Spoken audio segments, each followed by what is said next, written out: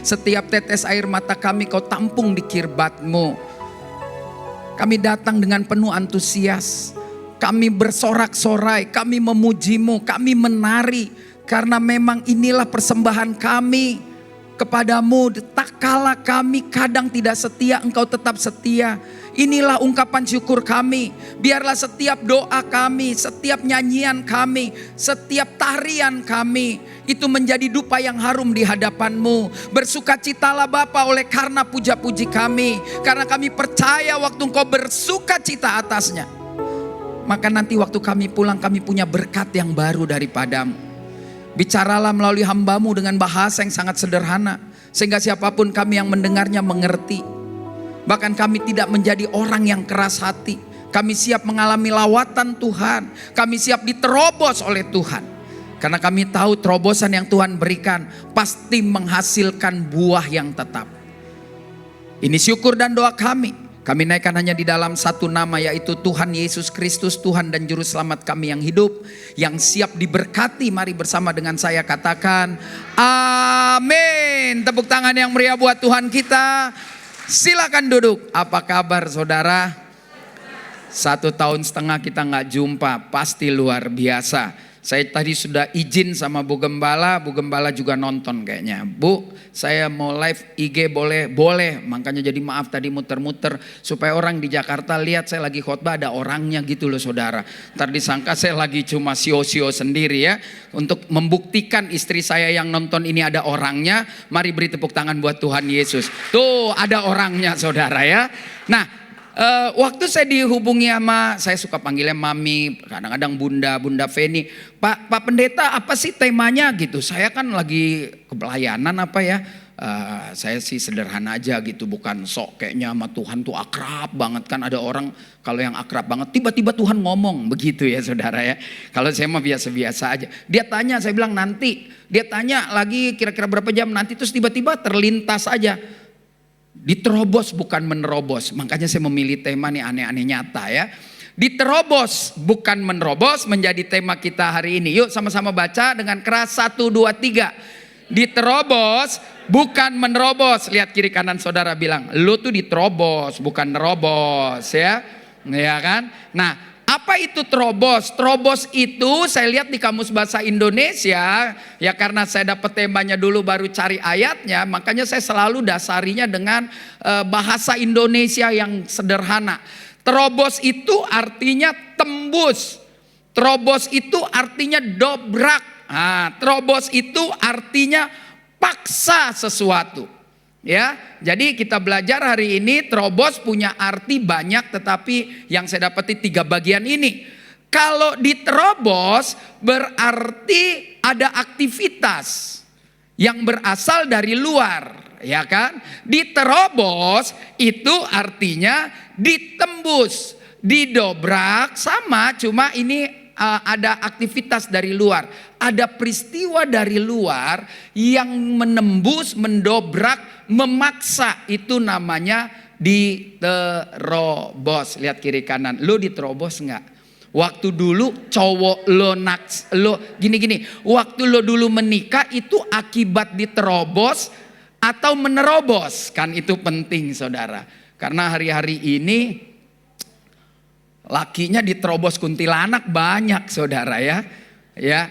Nah, kalau menerobos berarti kebalikan dari diterobos.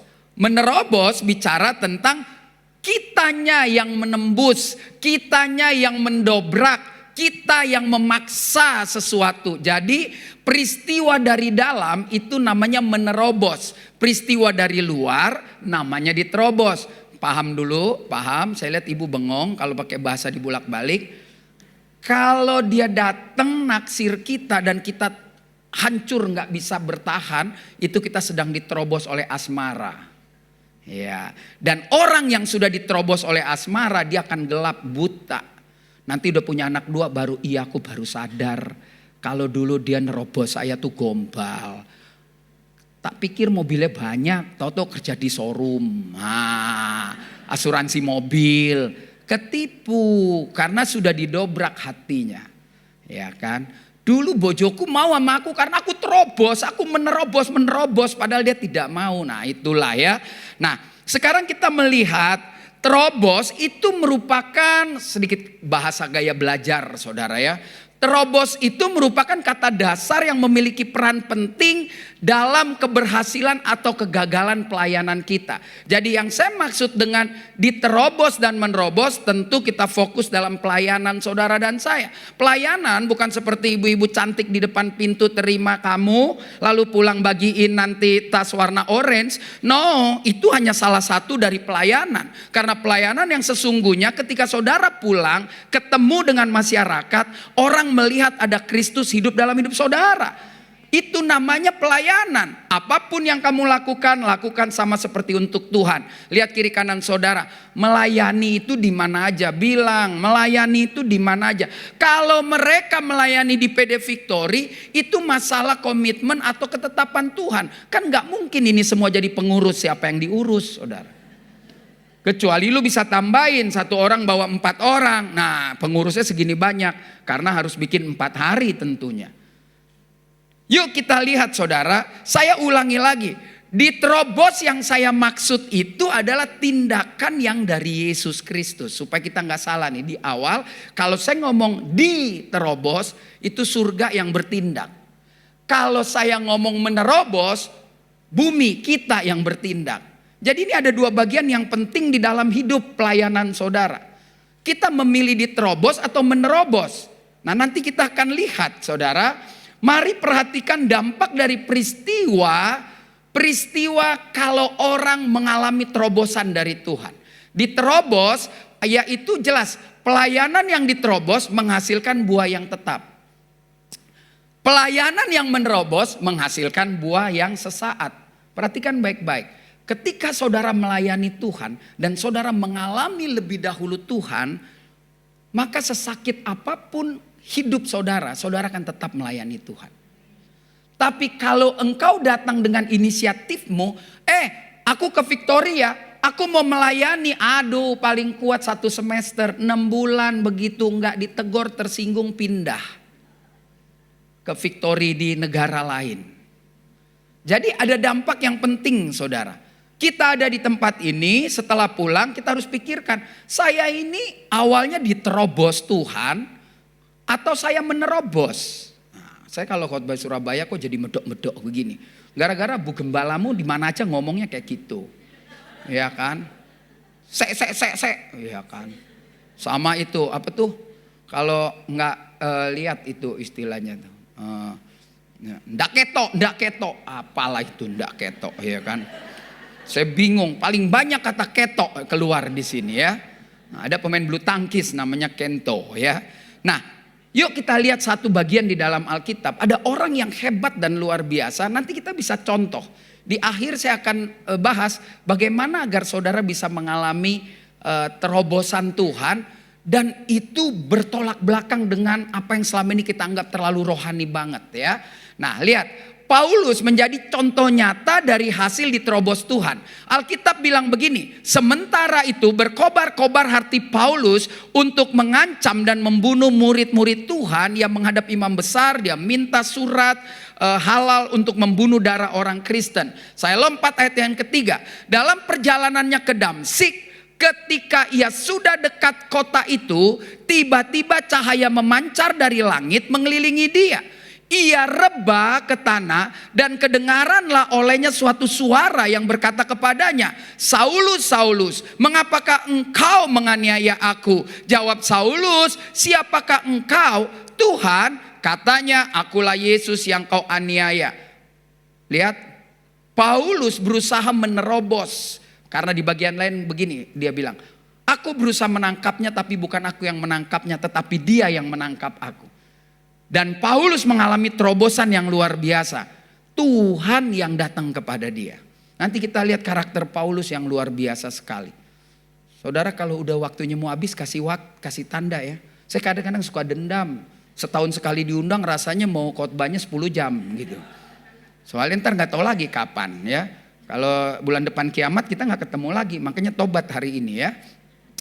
Perhatikan peristiwa ini, peristiwa yang luar biasa. Ayat 15 bilang begini, tetapi firman Tuhan kepadanya, ya jelas sekali dikatakan selanjutnya, tetapi firman Tuhan kepadanya, pergilah sebab orang ini adalah alat bagiku. Ini lompat. Ada orang yang siap menampung Paulus. Orang itu bilang, Paulus itu orang jahat loh Tuhan. Tuhan bilang, gua udah terobos lu. Maaf pakai bahasa Jakarta. Gua di Surabaya juga sama ya gua ya. Gua udah terobos dia. Orang ini yang akan gua pakai lebih dahsyat lagi. Bahkan penderitaannya juga akan luar biasa. Dan kita tahu Paulus sampai mati tidak pernah meninggalkan Tuhan. Itu akibat mengalami terobosan dari Tuhan. Ya kan? Aku sendiri akan menunjukkan kepadanya betapa banyak penderitaan yang harus ia tanggung oleh karena namaku. Wah, jadi dari sini kita lihat. Paulus memulai pelayanan dengan mengalami terobosan langsung dari Tuhan. Ya, saya bukan bilang, saudara jangan pelayanan ke sini kalau belum mengalami terobosan. Karena yang tahu cuma saudara dan saya. Dan terobosan gak perlu harus buta 3 hari dulu saudara. Gak perlu harus saudara ketabrak mobil dulu. Pelayanan itu gak perlu sampai laki kita digondol perempuan dulu. Jangan kalau udah digondol baru pelayanan. Nah, ya kadang-kadang itu bukan diterobos Tuhan, robos sendiri. Mau cari hiburan di Victory, mana tahu aku kuat, mana tahu aku kuat. Terus terakhir pulang, aku kayaknya gak kuat, orang gila itu. Orang saya udah diusir, udah ini suruh ngampunin. Gila-gila itu, Victory gak jelas. Kan ada yang begitu juga saudara. Nah karena dia mau menerobos ke lingkungan sorgawi, gak boleh, gak bisa. Surga yang harus masuk ke dunia ini. Makanya dia yang kudus turun ke bumi. Bilang tuh sama sebelah saudara, lu sini nerobos-nerobos atau gimana? Apa cuman mau seneng-seneng aja, perbanyak foto, nanti jangan pulang, jangan minder, foto bareng sini rame-rame ya. Saya tadi udah posting tuh, saya kan kesini lama lagi ya. Kemarin makan semua menunya babi, wih gawat. Ya kan, sama itu tuh yang 3 orang itu, nih salah satunya ada ya. Anak masih kecil celakain orang tua ya. Tapi saya suka. Oleh karena itu Alkitab mencatat bahwa Paulus bukan sembarangan orang saudara. Bahwa Paulus lihat semakin besar pengaruhnya. Alkitab menulis akan tetapi Saulus semakin besar pengaruhnya. Dan ia membingungkan orang-orang Yahudi yang tinggal di Damsik. Karena ia membuktikan bahwa Yesus adalah Mesias. Saudara tahu 12 murid Yesus. Dia belum mengalami terobosan sebelum pencurahan Roh Kudus. Jadi murid Yesus itu tidak mengakui Yesus Tuhan sampai pencurahan Roh Kudus. Mau tahu buktinya? Waktu Yesus ditangkap mereka kabur semua. Tapi setelah pencurahan mereka nggak kabur, mereka mati buat Yesus. Jadi ada sesuatu yang beda ya. Gua mau masuk ikut melayani bersama Yesus, sama Yesus menarik masuk saudara untuk melayani bersama dia. Makanya untuk pengurus, untuk para rakyat yang akan jadi pengurus, ingat kita ada di sini bukan melayani diri kita. Bukan juga melayani Yesus, tetapi bersama Yesus melayani bersama-sama. Kalau cuma melayani Yesus, saudara nggak akan pernah bahagia. Tetapi bersama Yesus kita melayani orang-orang yang terhilang, itu pasti luar biasa. Ulang ya, melayani Yesus tidak akan membuat engkau bahagia. Tetapi melayani bersama dengan Tuhan Yesus pasti membuatmu bahagia. Tolong tuh digunting Pak Anil, dikirim ke saya 1 menit ya kan. Jadi ada orang bilang mau kemana? Aku kan mau pelayanan. Pulang judesnya minta ampun. Pulang ngomongin orang habis. Buat baik tapi di belakang cet. Tapi kalau orang melayani sama Tuhan, dia kekurangan harta bendanya pun dia bilang, ini bangga banget gua, bahagia banget. Kenapa? Karena disitulah aku merasakan bahwa aku gak pernah kekurangan. Pada saat aku merasa terhilang sesuatu dari apa yang kumiliki, karena aku berjalan bersama dengan Yesus. Itu hasil diterobos Tuhan. Ya, bahasa Kristennya dilawat Tuhan. Dilawat Tuhan bukan ke depan terus gini-gini saudara. Itu sih saya dari sejak khotbah di Victory dari hari pertama sampai sekarang. Saya gak takut gak diundang saudara. Buat saya lawatan Tuhan bukan. Yang begini tuh kalau gak bisa bayar listrik. Tuhan gue bingung gak bisa bayar listrik, gak bayar sekolah.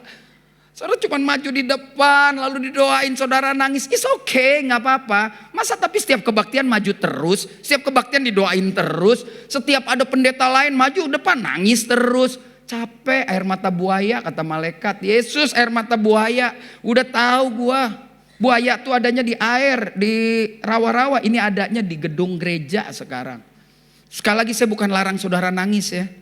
Bukan. Tapi jangan perasaan, emosi, saudara rasa itu lawatan Tuhan. Hati-hati. Kenapa? Karena orang yang sudah emosi demikian, pulang tetap ribut loh di depan. Kan saya udah bilang bungkusnya tadi lebih 4. Ambil 1, gak apa-apa. Lawatan Tuhan juga sampai bawa ransum loh saudara. Jadi itu penting. Nah, mengapa kita gagal mendapat terobosan dari Tuhan? Jadi Tuhan pun pengen, Tuhan tuh mau banget menerobos hidup setiap orang. Tapi kita gagal dapat itu. Karena kita terus menerus hidup seperti gambar di sini saudara. Ya, kenapa kita gagal? Ya, karena kita tidak menganggap penting lawatan Tuhan. Hati-hati loh saudara. Seminggu itu ada 7 hari, kita di gereja bisa 13 kali loh. 9 kali, lebih dari jumlah hari. Karena sehari 2 kali ibadah. Tapi kita gagal tuh. Kita ada di gereja tapi kita tidak menganggap penting kalau diterobos Tuhan. Yang penting gue komitmen. Itu bagus saudara. Tapi itu di organisasi dunia, bukan organisasi gereja. Komitmen, kasih waktu, kasih uang, kasih pikiran.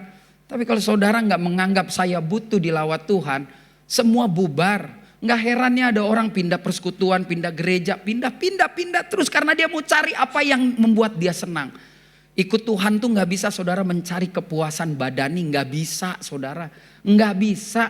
Kenapa? Karena justru makin ikut Tuhan, pertandingan hidup semakin menegangkan. Seperti final sepak bola saudara. Wow, buat saya selalu bilang, kalau ada masalah itu adalah seni kehidupan orang Kristen.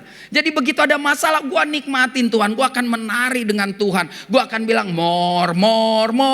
I want more. Wah, begitu ada masalah, dia benar-benar menikmati. Karena dari sinilah gue akan lihat ada lawatan Tuhan.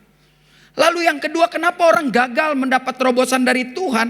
Karena dia pasang standar pelayanannya pada diri sendiri. Gue gak mau, kalau gue di Victory, ya dia mesti ngerti dong. Oh gak bisa. Tuhan udah terlalu ngerti buat saudara dan saya. Jadi pelayanan itu dia pasang standar sendiri.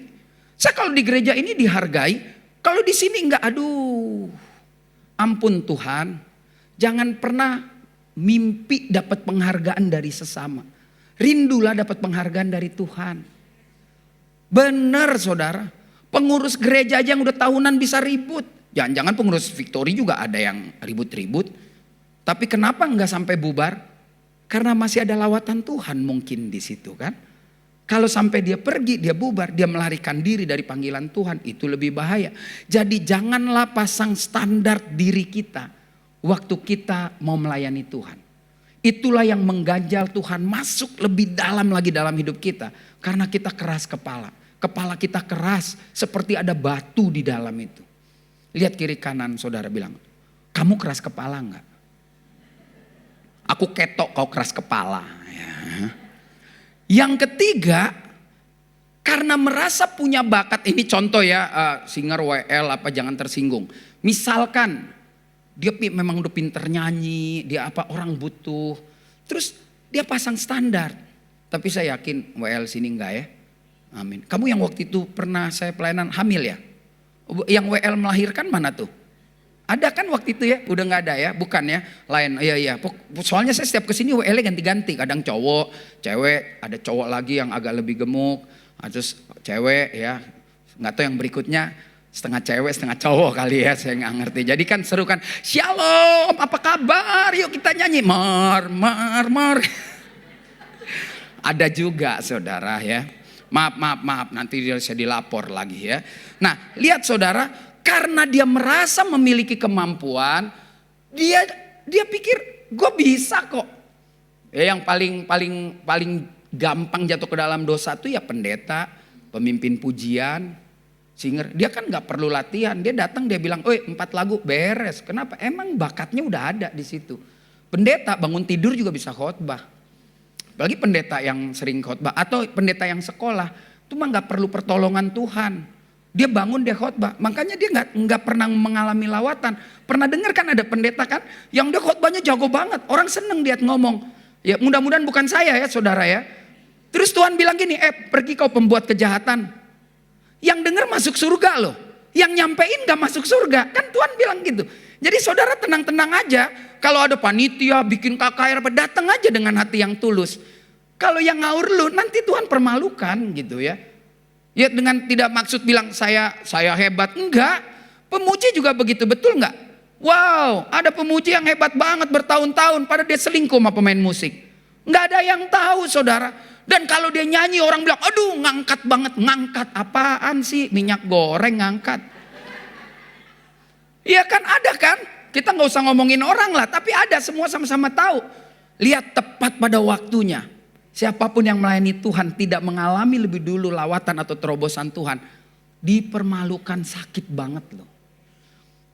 Nih ya, bohong, nipu tuh dosa saudara.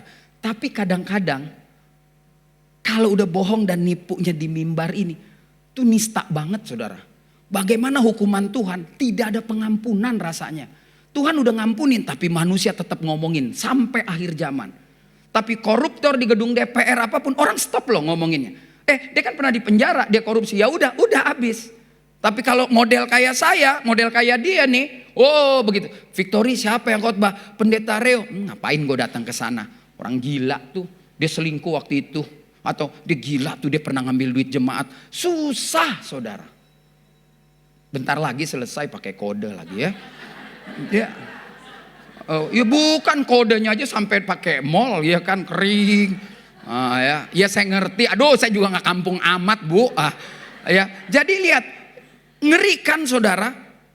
Jadi mulai hari ini saudara kita kelasnya sama di hadapan Tuhan. Kalau dia pinter nyanyi, mungkin saya juga ya pinter ngomong ya karena dipanggil ngomong. Terus ini pinter ngatur jemaat. Udahlah, masing-masing bertarunglah di lintasannya masing-masing. Jangan pernah ambil lahan orang Bapak Ibu.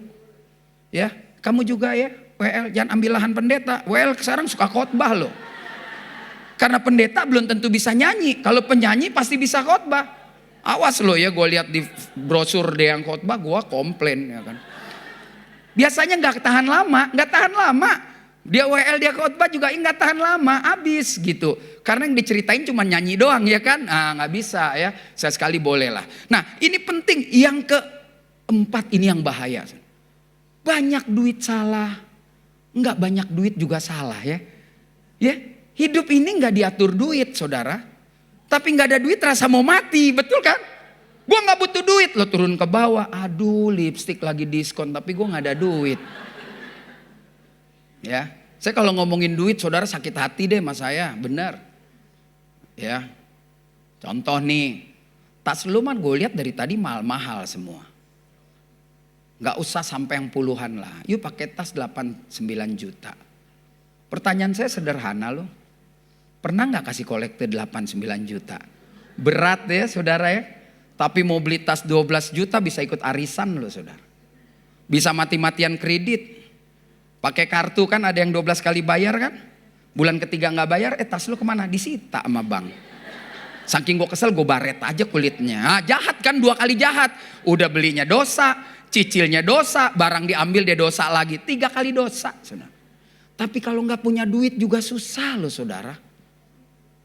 Susah loh gak punya duit. Mau ibadah gak ada ongkos. Nyusahin pengurus ya gak bu? Ada transport gak? Kita gak tolong juga kita salah. Kita tolong juga emang gak ada kebaktian yang lebih dekat di Surabaya Tengah. Jauh amat lo ke Surabaya Barat gitu kan. Terus kita dimainkan oleh perasaan itu. Bukan lagi Tuhan. Kadang-kadang lawatan Tuhan itu menyakitkan buat orang yang gak mau tobat. Saudara jangan bilang pinjam duit. Terus gak dikasih, gak punya kasih. Enggak gitu saudara. Justru punya kasih, saya gak kasih kamu pinjam duit. Supaya apa? Supaya kamu kerja, kan begitu. Jadi lihatnya harus jelas gitu. Jangan maunya saya paksa ke orang gak kasih. Berarti lu tidak bertuhan, gak boleh. Bertuhan juga mendidik orang saudara. Saya bilang sama siapapun, saya mau bantuin orang. Kalau orang itu bermanfaat, kalau enggak saya gak mau. Betul dong bu, ibu kasih beasiswa ke orang. Orangnya gak naik kelas terus, ngapain ibu? Itu buang mutiara di kandang babi bu. Iya bener kan? You punya mutiara. Jangan. Mau dia sepupu sendiri, ponakan saya sendiri. Enggak, lu gak naik kelas, gue mending bayarin orang. Lebih jelas, dia cepat lulus, dia cepat kerja. Dan dia bisa melakukan hal yang sama baik kepada orang yang gak mampu. Jadi harus jelas Bu, tegas kasih ini ya. Jadi jangan pakai ayat. Mau tampar orang pakai ayat. Tuhan juga pernah menyesah. Pak, wih, istri nangis. Lalu nyanyi, yang tahun-tahun umur saya pasti lagunya itu. Gaun biru pengantin, untuk apa dia belikan? Cincin emas pengikat, untuk apa dia belikan? Sepatu dari kaca, untuk apa dia belikan? Bila hatimu bercabang dua. Bu, kalau dia bercabang dua, lo ditabok jangan nangis. Pasrah aja, yang penting setoran bulanan jalan, udah gitu aja. Lu galak-galak setoran gak dapet, ditabok masih belanja masih enak. Bukan saya bilang langgengin dia main serong, bukan. Tapi bijak-bijak kalau udah deket ngomong tuh ada jarak biar ditabok gak kena gitu loh. Oh, pukul. Hati-hati loh, ada cowok kan emang saya takut, pukul, dipukul beneran loh. Kemarin aja ada orang pacaran mati ceweknya ya, dipukul beneran. Sekarang dunia ini makin gila loh, makin jahat. Saya 57 nih umurnya, saudara yang 40 ke atas tahu. Kita dulu bandel gak kayak gitu ya. Bandel bolos sekolah. Ya makan bakso lah, gak ngaku-ngaku, ngambil bakso 3 biar 2 gitu. Udahlah nyolong-nyolong buah. Ya Pak, ketawanya ibu pernah Bu, ya kan? Iya kan? Di Surabaya katanya ada bakso yang terkenal ya. Ya bolehlah sekali-sekali saya diajak ke situ. Terus saudara lihat, kita dulu nakalnya gitu loh. Paling pacaran putus sepihak. Sekarang gawat lu. Udah putus pacaran sama orang, ketemu mantannya gebukin sampai 3/4 mati, saudara. Ngeri ya. Jadi ini kita perlu nih hati-hati nih.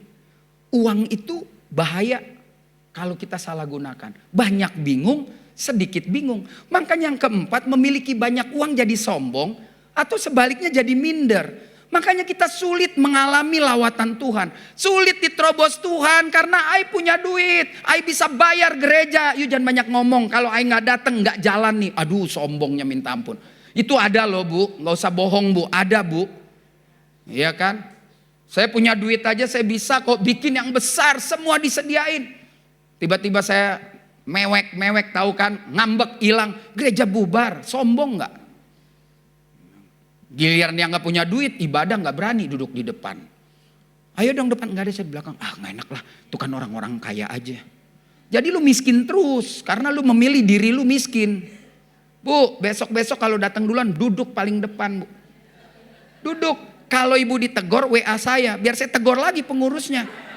Gak bisa, ketika ada di ruangan ini, semua punya standar yang sama di hadapan Tuhan. Tapi lihat berapa banyak orang pergi ke gereja gak berani duduk di depan. Apa dia bilang, Pak enakan di belakang. Begitu selesai salam pendeta langsung dapat besek. Ada aja. Kan yang terdahulu terkemudian. Makanya kita kan terbelakang nih Pak. Makanya kita terdepan. Aduh ada aja ayatnya. Nih perhatikan baik-baik. Sedang Marta sibuk sekali melayani. Ia mendekati Yesus dan berkata, Tuhan, tidakkah engkau peduli bahwa saudaraku membiarkan aku melayani seorang diri? Suruhlah dia membantu. Emang Yesus suruh dia masak-masak kan? Enggak. Memang budaya perempuan itu harus di dapur waktu itu. Saya orang Batak, perempuan masih di dapur saudara. Lu boleh istri jenderal, kalau ada acara tetap aja. Ambil teh dong istri jenderal saudara. Yang nyuruh bapak ini gak jelas hidupnya, hari ini besok mungkin mati, gak jelas lah. Bisa, itu udah budaya. Tetapi lihat, ketika kita mau mengalami terobosan, harusnya kita juga harus berani keluar dari box yang memenjarakan saudara. Berani keluar untuk sementara aja dari tradisi seperti Maria yang berani keluar untuk duduk mendengar Yesus. Makanya bagian ini penting buat kita. Tetapi Tuhan menjawab, Marta, Marta engkau khawatir dan menyusahkan diri dengan banyak perkara. Marta pikir dia sudah melayani Tuhan. Dia menerobos sendiri itu tanpa mengalami terobosan. Kalau Tuhan bilang, Maria kan lagi duduk, Marta kamu siapin teh dong sama kopi. Itu lain ceritanya. Alkitab bilang Yesus mampir. Yesus gak minta makan saudara. Yesus mampir untuk mengajar Harusnya duduk diam supaya menerima pengajaran itu dan menjadi kuat. Kan nanti kalau sudah amin makan juga. Makanya saya kalau ibadah di rumah ibu-ibu, nih ibu-ibu, saya kan hampir ibu-ibu semua. Ya, pelayanan kemarin retreat di Kuala Lumpur, ibu-ibu juga 38 orang. Sama Bu Gembala datang 39, ya kan? Semuanya bahasa Indonesia, cuma Bu Gembala yang bahasa Surabaya gitu. Ya kan? Maaf Bu Gem, ya emang gitu. Dia udah mau kemana-mana, mau ke Amerika kemana tetap aja medok, ya kan. Mesti bilangin saran tuh pelan-pelan, suruh makan itu. Apa, bukan bukan kedongdong.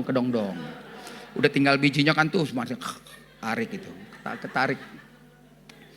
Ya lihat saudara, jadi ini sesuatu yang luar biasa. Dari sini saya belajar. Kita melihat bahwa Marta melakukan inisiatif menerobos dalam melayani Tuhan Yesus. Ternyata nggak sesuai dengan harapannya. Menerobos itu tidak membuat kita jadi abadi. Ketika kita menerobos kita kecewa sendiri. Banyak orang datang ke tempat ini atau ke tempat jenis lain. Pulang dia kecewa. Karena dia tidak mau membiarkan Tuhan sebebas-bebasnya masuk ke hati dia. Bu, jangan pasang standar sendiri bu kalau mau melayani Tuhan. Mau ikut naik level sama Tuhan, jangan pasang standar. Jangan beli Tuhan dengan uang kita. Jangan sekali-kali saudara. Nggak punya uang juga jangan jadi nggak ibadah. Jangan jadi minder. Saudara, ya saya nggak bisa pak jauh. Ya ada online, ada macam-macam. Sekarang sarananya udah banyak. Tapi jangan di online-onlinein, ngerti ya. Buat saya orang Kristen hari ini saya berani bicara. YouTube bukan gereja saudara. Dengar baik-baik, YouTube bukan gereja. Gereja tuh saudara datang ke tempat seperti ini. Jadi hari Minggu wajib ke gereja. Malu sama diri sendiri loh. Enggak gereja? Enggak, online aja. Selesai jam 12 di mall sampai jam 10 loh. Bahaya ya. Bagaimana mau mengalami terobosan? Dia atur diri dia sendiri. Di rumah aja, lah dia nonton 10 menit. Pendetanya ngantuk, ganti loh. Ganti khotbah lain. Ngantuk, mau dia pindah ke sini, cek. Ada berita Prabowo Ganjar. Akhirnya nonton itu 2 jam. 2 jam dia nonton loh. Dia nonton Prabowo apa Ganjar ya, Prabowo. Apalagi yang kemarin tambah lagi Gibran 2 jam. Giliran nonton khotbah 10 menit. Bosen pendetanya. Susah ya saudara mengalami terobosan. Kita atur diri kita sendiri. Nah, jadi apa yang harus kita lakukan agar kita benar-benar diterobos oleh Tuhan. Ini 2 aja prinsip sederhana. Saudara, saya kasih tahu. Kalau saudara, maaf bahasa saya mungkin nggak sopan. Kalau saudara mau gila sekalian. Kalau enggak sekalian. Karena saudara kalau tanggung nggak tahu, nggak dapat apa-apa. Betul ya? Ibarat kalau saya istilah orang Batak nih di Medan. Lu nggak dapet, gue nggak dapet, biar aja setan yang dapet. Iya kalau orang bisnis kan gitu ya. Bahasa Bataknya lucu tuh kan. Kalau gue nggak dapet nggak apa-apa. Lu juga nggak boleh dapet. Jadi siapa yang dapet? Setan aja yang dapet. Ada lu begitu lu. Suami bilang begitu sama istrinya. Dia selingkuh sama istri orang. Terus ketahuan ribut. Dia bilang gue nggak mau. Gue cinta sama lo. Aduh cinta itu misterius ya saudara ya. Kadang kita lihat ceweknya jelek amat. Tapi bisa lo orang tergila-gila lo. Jelek banget lagi. Cakepan bini lo. Aku nggak tahu deh, pokoknya gue udah gelap deh, makanya beli lampu. Iya kan bingung loh saudara. Ya cewek juga gitu kan. Ini cowok apa kerennya sih? Badannya enggak. Ya kaya kan cowok kaya banyak lo bisa pilih. Lo cantik gila lo bisa pilih. Aku nggak tahu deh, dia beda. Dia kalau ngomong apa yang kosong di hati gue dia bisa isi. Ya. Emang begitu laki, hati-hati ya. Kalau tiba-tiba saudara ketemu cowok dan cowok itu bijak banget. Setiap keluhanmu tidak bisa ditangkap oleh suamimu dan ditangkap oleh dia, jadi lo. Lelaki buaya darat, buset aku ketipu lagi. Mulutnya manis sekali tapi hati bagai serigala. Makanya sekali lagi, untuk dapat terobosan Tuhan, kalau gila-gila sekalian, benar serius. Kalau baik-baik sekalian. Karena 2 inilah yang diterobos Tuhan. Yang nanggung Tuhan juga bingung. Ini orang kepala batu banget sih. Ya kan? Ada orang segitu jahatnya. Ateis gak percaya Tuhan. Bisa tobat loh. Ada orang yang cari Tuhan. Nangis berjam-jam telepon. Akhirnya tobat juga. Yang bahaya ini. ada di rumah Tuhan, tapi dia ateis, tapi dia juga gak cari Tuhan. Yang penting hari Minggu absen, kolekte bayar, perpuluhan bayar, udah. Kan gereja juga gak terlalu ribut kalau jemaatnya rajin bayar perpuluhan. Dia gak bakal tanya tuh pertumbuhan rohani. Betul loh saudara, maaf nih gereja. Pak gereja Surabaya nonton gitu benci sama gue gak diundang. Selama Victory undang bodo amat. Iya kan? Enggak, betul saudara, betul enggak? Gereja juga kadang-kadang kan masa bodoh.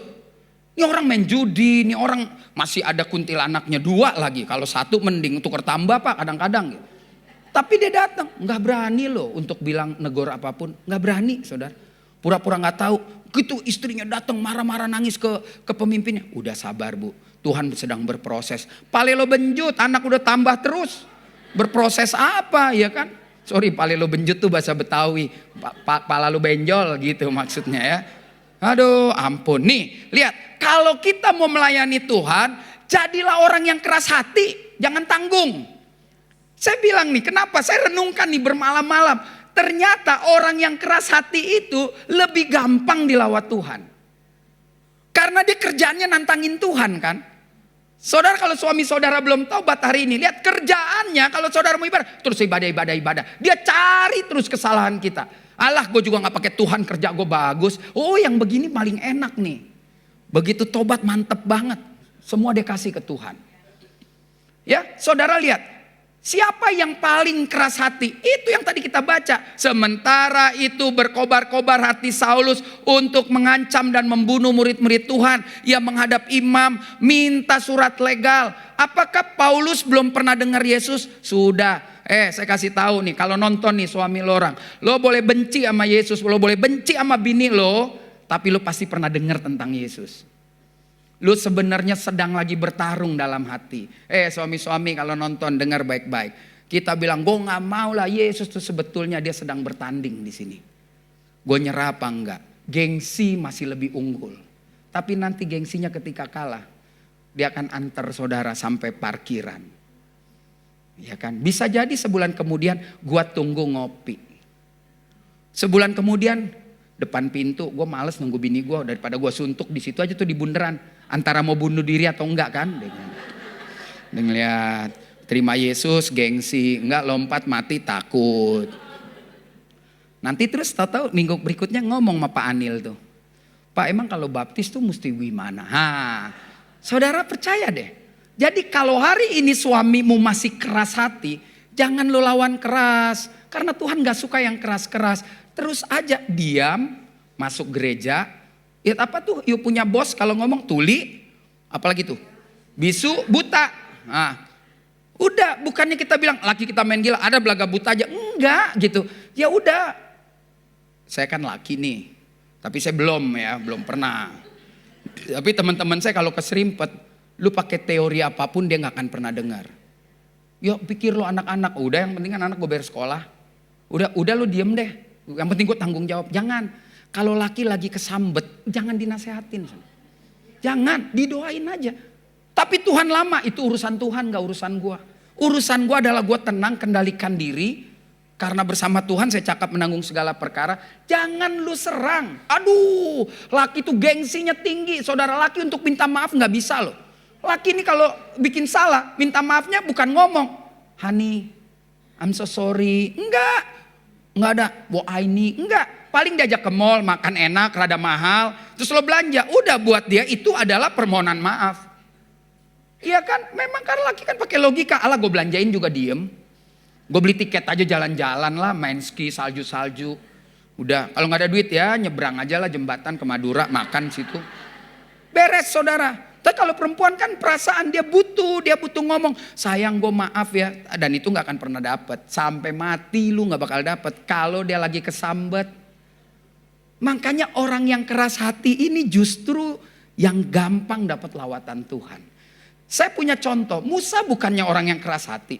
Walaupun pada akhirnya Alkitab bilang dia lembut. Bukankah Tuhan suruh Musa bawa orang ini, gue gak bisa ngomong, gue gak mau. Makin dilawat Tuhan. Siapa lagi? Yesaya. Tuhan gue ini gak beres. Mulut gua ini, Tuhan bilang, dikasih api mulutnya. Langsung Tuhan bilang, siapa yang mau kuutus? Aku Tuhan. Dari perjanjian lama udah kita temui banyak. Siapa lagi yang keras hati? Yunus, saudara. Yunus, bagaimana Tuhan ngomong langsung, Nus, lu pergi. Kalau lu pergi ke kota itu, satu kota itu sembuh, sehat. Dia bilang, oke Tuhan, tengah jalan kabur. Bandel. Orang yang bandel begitu, lihat, begitu kena lawatan, kacau, susah. Nanti kalau suami saudara yang sekarang masih kepala batu mengalami lawatan Tuhan, lu yang bakal capek loh. Mah gak doa pagi, mah gak baca Alkitab, kayak kesurupan apa nih? Iya saudara. Nah, dan saudara harus siap untuk itu. Jangan nanti rumpi sama ibu-ibu ngomong, laki gue sejak tobat gila deh, gue gak ada napas. Pagi-pagi jam 5 penyembahan, gue pusing juga. Lu sih ngedoain, lu siapa yang suruh bawa ke Eli tuh jadi tobat. Jadi Eli lu salahin. Kan jadi kacau saudara ya. Yunus lihat tuh. Lalu kita lihat dalam perjanjian baru ya Paulus sendiri saudara. Dan yang keras banget sampai akhirnya Tuhan datang. Sampai dia bilang lo emang ya 3,5 tahun jalan sama gue masih gak percaya. Namanya Thomas. Gila kan. Sampai Thomas bilang gue gak percaya. Semua orang bilang gue lihat mas. Gue lihat Yesus datang. Enggak. Dilawat langsung lo saudara. Masukin tangan lu ke sini. Jadi kalau saudara mau mengalami lawatan Tuhan dan sekarang saudara masih setengah gila, tanggung gila aja saudara. Atau kalau saudara mau, jadilah orang yang sungguh-sungguh lembut hati. Kan cuma 2 saudara. Saya gak percaya orang suam-suam itu bisa bertobat. Karena dia terus main-main dengan perasaannya. Besok gue sini, besok dia main kartu lagi. Besok dia kesana lagi, besok dia gereja. Ini yang begini nih. Yang akhirnya malaikat Jibril turun. Gabriel turun. Ditabok mati. Lu jangan sampai ditabok malaikat, mati saudara. Iya, saya kasih tahu ya, kalau ada suami yang nonton, lu jangan sampai ditabok malaikat, bos. Jadi kalau mau badung aja. Kenapa? Karena ada titik orang akan capek waktu dia badung. Mau cowok, mau cewek, dia bandel kayak ada titik dia akan bilang, kayaknya hidup gue begini doang. Kemana sih larinya? Ke Tuhan. Kalau dia laki, dia udah mentok, dia ingat anaknya, dia ingat istrinya, dia ingat waktu dia jalan berdua.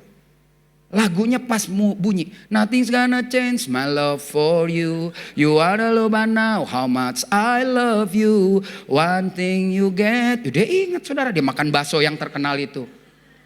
Lalu dia datang, dia ngomong, gue tahu gue salah, gue najis, gue nista. Laki tuh ya, kalau mau diterima cintanya bahasanya ngeri deh. Gue tahu gue najis, gue nista, gue iblis, gue ngecewain lo. Sebetulnya dia lagi minta belas kasihan tuh. Dan perempuan kan tahu dong luluh ya, lemah kan di kuping. Apalagi kalau laki udah netes air mata, udah sejahat apapun lo pasti ampunin deh. Gue tahu gue salah, gue tahu mama papa lo baik sama gue. Udahlah. Dan gue siap kok lo gak terima lagi. Itu sebetulnya permohonan paling tinggi tuh supaya lo terima. Ingat ya, kalau laki lo bajingan terus ngomong begitu, lo ingat kata-kata gue. Gue yakin keluarga lo semua gak terima. Harapan gue terakhir lo terima. Tapi kalau lo gak terima, gue tahu itu harga yang harus gue bayar. WA saya bu langsung. Bentar lo ngomong sama nih orang. Gue ngomong malah kayak, bos udah capek, ntar gue gituin. Itu bahasa-bahasa norak tuh. Bahasa film-film tahun 1976. Yang main masih Rano Karno, Yesi Gusman, Lydia Kandau, Yeni Rahman. Itu yang bahasa-bahasa gitu tuh. Ya, jadi jangan kayak gitulah. Jadilah orang yang lembut hati. Tetapi hanya satu saja yang perlu. Maria memilih. Jadi waktu Yesus datang ke rumah itu kan semua orang boleh memilih. Marta mau jadi fanfo nggak salah.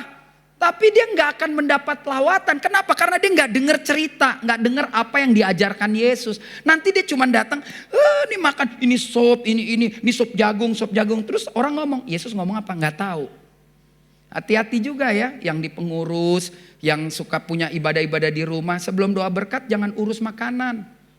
Berarti you cuma fokus sama makanan, bagaimana tamu saya supaya makan. Jangan, amin, duduk, diamin aja dulu tamunya. Kalau dibilang nggak makan, lu kesini mau makan, mau ibadah, gitu dong. Bu, kalau perlu selesai tutup, jangan langsung salam, kunci dulu, diam, foto dulu. Jangan lo amin, langsung ke depan, langsung depan meja deh. Yeay, nggak boleh bos. Ya kan? Nah, lihat siapa sih orang yang lembut hati di dalam Alkitab? Kita bisa lihat loh, ada orang namanya Abraham. Abraham itu kenapa saya bilang lembut hati? Tuhan satu kali ngomong, dia jalan loh. Pergilah, bawa semuanya. Alkitab bilang dalam Ibrani 11 ayat 8, dia bilang, maka Abraham dengan taat pergi ke tempat yang dia belum pernah tahu. Yang gila lagi, istrinya mau ikut sama suami yang belum punya anak, kesempatan cerai juga, jandanya masih laku saudara. Tapi dia ikut dengan suami yang cuma bilang, gua mimpi, aku mimpi sayang, Tuhan bilang bawa kambing domba sama pembantu pergi ke sana. Kemana sayang? Nggak tahu. Saudara, tiba-tiba suami saudara tobat yang keras hati dan bilang, say, kita jual yuk aset kita, terus ya kita mau melayani. Lu pasti seneng lah. Ih, laki gue di mana? Perbatasan Papua. Lah, bisa cerai loh bu, ya kan?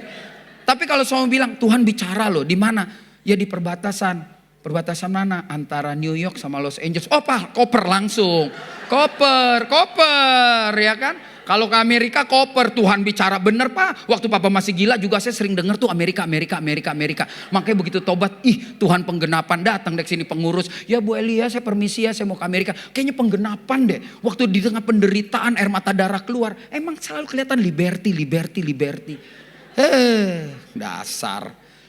Siapa lagi yang lembut hatinya? Daud waktu ditegur gak rese loh. Langsung ya Tuhan. Ya kan? Waktu ditanya kalau ada orang begini ngebunuh temannya. Wah dia mesti dihukum mati. Nah itu lo. Langsung lo. Enggak seperti Saul.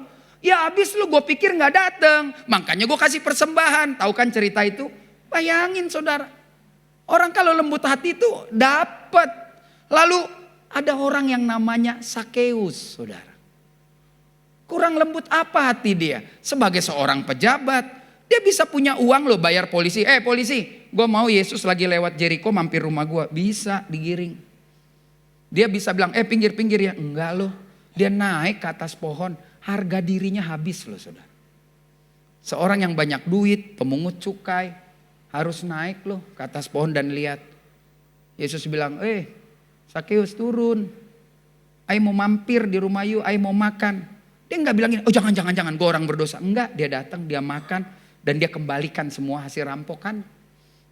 Saudara, selain Maria ada satu di dalam Alkitab kepala rumah ibadat. Namanya Yairus. Saudara. Pernah baca cerita itu?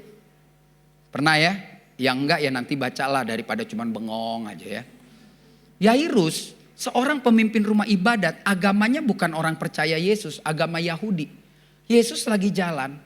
Dia datang dan dia sembah kaki Yesus loh. Alkitab bilang maka datanglah kepala rumah ibadat menyembah dan memohon. Yesus datanglah ke rumahku. Kenapa? Karena anakku sakit hampir mati. Dan Yesus bilang oke, lawatan terjadi saudara. Dan di dalam perjalanan kalau mau ditambahin ada perempuan yang menstruasi 12 tahun. Lu seminggu aja kayak perang dunia, dia 12 tahun. Iya dong. Udah ada dokter, teknologi canggih, kita masih udah jangan bercanda deh. Gue lagi dapet nih emosi terus. Kampungan. Dia 12 tahun, apa gak emosi lagi? Alkitab bilang uangnya udah habis banyak, bukan tambah sembuh, tapi tambah sakit. Yesus melintas di jalan yang sama. Si orang kaya menyembah, si miskin juga menyembah. Hasilnya dua-duanya dapat mujizat. Sama Yesus gak beda-bedain. Iya kan?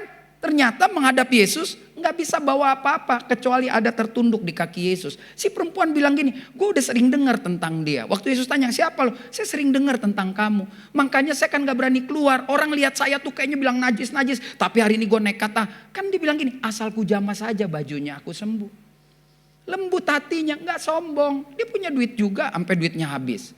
Jadi hari ini kita belajar saudara. Ya, singkat aja kita belajar. Jadilah. Ya saya gak suruh saudara keras hati ya. Tapi saya pelajari orang yang kepala batu itu lebih mudah dibanding yang kepalanya empuk. Ya, yang kayak getuk gitu tuh susah tuh. Kenyal-kenyal ya. Nah hari ini kita belajar. Diterobos bukan menerobos. Jangan pernah melakukan tindakan apapun yang mendahului Tuhan. Ingat itu saudara. Jangan pernah melakukan tindakan apapun yang mendahului tindakan Tuhan di dalam hidup kita. Nantikan terobosan dari Tuhan terlebih dahulu. Bukan yang gak boleh saudara ambil inisiatif ke gereja. Bukan gak boleh. Tapi jangan terlalu cepat. Saudara dikendalikan, didrive oleh emosi saudara. Bahwa kayaknya gue begini. Enggak, no. Saya selalu senang bilang sama orang gini. Lu kalau mau ngapa-ngapain doa deh. Gak perlu deh Tuhan jawab langsung anakku. Enggak, lu doa aja terus. Lu baca Alkitab. Ada kok suara hati. Ada kok Tuhan kirim orang gini. Pak. Saya lihat itu Tuhan bisa bicara dengan cara-cara seperti itu. Ketika pujian dinaikkan, jangan-jangan itu Tuhan lagi ngomong dengan pujian itu. Dan itu menguatkan. Ya kalau saudara punya anak nih, pacaran, gampang kok. Lu jangan bikin-bikin terobosan. Lu pacaran sama dia makin rajin ke gereja gak? Makin rajin bertumbuh gak? Kalau enggak itu meragukan. Tanya 10 orang yang saudara anggap rohaninya baik. Kalau dari 10 aja 8 bilang gak cocok, jangan-jangan itu suara Tuhan. Dipaksain, akhirnya gombal-gambul. Udah punya anak 6 bilang, kayaknya kita cerai Pak, kenapa gak cocok? 6 dari mana jatuhnya? Dari pohon mangga. Kadang lucu orang mau bubar pakai bilang gak cocok, tapi anaknya banyak. Saudara, jadi terobosan dari Tuhan akan terjadi dalam hidup kita jika kita dengan rendah hati membiarkan Tuhan sebebas-bebasnya mengambil alih seluruh hidup. Yuk saudara, biarin Tuhan bikin apapun. Kadang jangan pernah marah kalau Tuhan bikin sesuatu itu menyakitkan hidup kita. Jangan pernah marah saudara. Dan memang namanya juga kita orang sakit dulunya. Kalau mau disembuhin ya memang penyakitnya harus dibuang. Dan betapa lama kita hidup dengan penyakit itu dan kita nikmati. Kali ini Tuhan bilang gak bisa, harus ditebas. Supaya aku rapihkan yang baru. Supaya tanahnya gembur lagi. Supaya keramiknya dipecahin. Supaya saya bikin kembali. Saudara, yuk mari kita jadi orang yang lebih dulu tunggu dilawat. Diterobos Tuhan. Sekali lagi bukan berarti saudara gak boleh datang ibadah, gak pelayanan.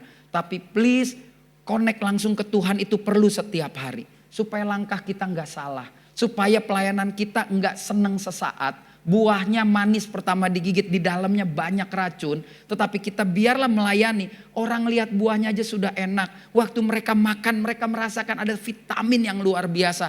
Karena kita memulainya dengan membiarkan Tuhan sebebas-bebasnya masuk ke dalam hati kita. Beri tepuk tangan yang meriah buat Tuhan. Mari kita bangkit berdiri saudara. Mari kita sembah Tuhan. Ada bagian-bagian penting hari ini yang perlu kita berdoa bersama-sama.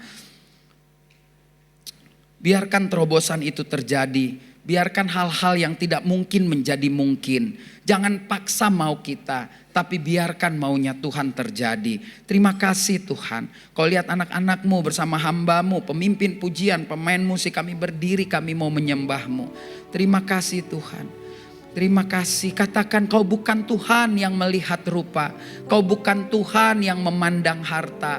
Hati hamba yang selalu kau cari. Biar kau temukan di dalamku. Terima kasih.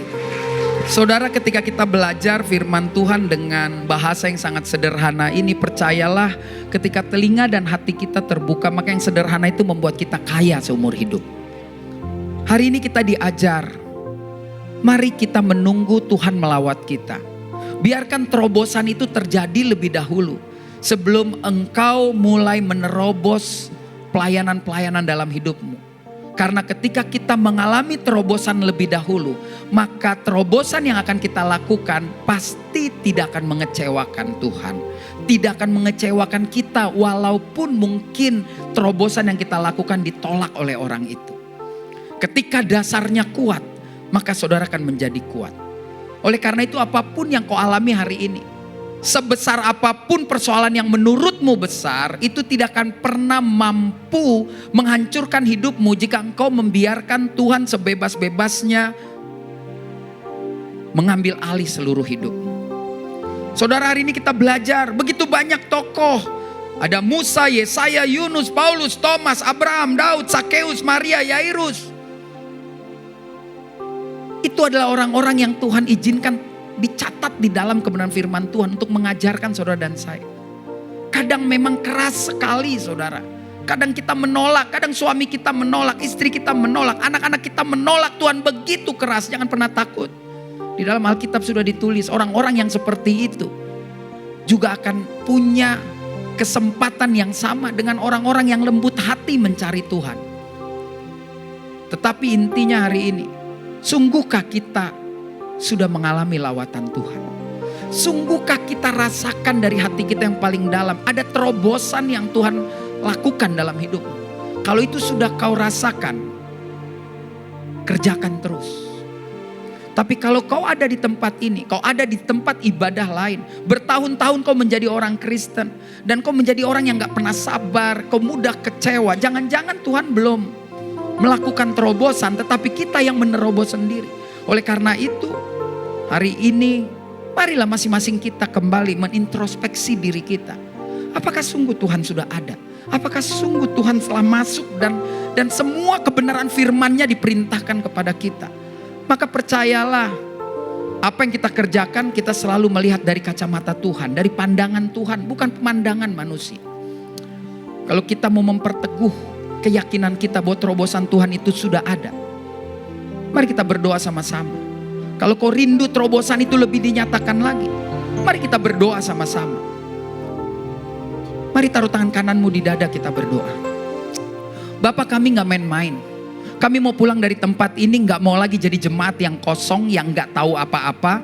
Hanya karena kami kebiasaan datang, kebiasaan beribadah. Tapi waktu kami taruh tangan kanan kami di dada kami, Tuhan, kami sungguh-sungguh merindukan terobosan itu nyata kami rasakan. Terobosan itu nyata terjadi dalam hidupku, dalam hidup keluargaku, dalam hidup suamiku, dalam hidup anak-anakku. Sehingga ketika aku beribadah, ketika aku melakukan hal-hal yang baik, ketika aku melakukan pelayanan, aku gak akan pernah kecewa. Karena terobosan Tuhan akan membawa kami lebih fokus melayani Tuhan bersama-sama dengan Tuhan. Saudara, kalau kau kecewa karena kau melayani Tuhan lalu tertolak, mulai hari ini ubah paradigmamu. Bahwa waktu kau melayani, kau bukan melayani Yesus, tetapi kau bersama Yesus melayani jiwa-jiwa yang mencari Kristus. Terima kasih Bapa. Sekali lagi kau lihat setiap tangan yang terletak di dada. Hamba berdoa di dalam nama Tuhan Yesus Kristus. Janji kami ya dan amin. Kami gak mau main-main lagi. Kami pulang dari tempat ini, kami akan melakukan terobosan-terobosan yang luar biasa dalam pelayanan hidup kami. Karena di tempat ini kami sudah mengalami terobosan dari Tuhan. Haleluya. Beri tepuk tangan yang meriah buat Tuhan.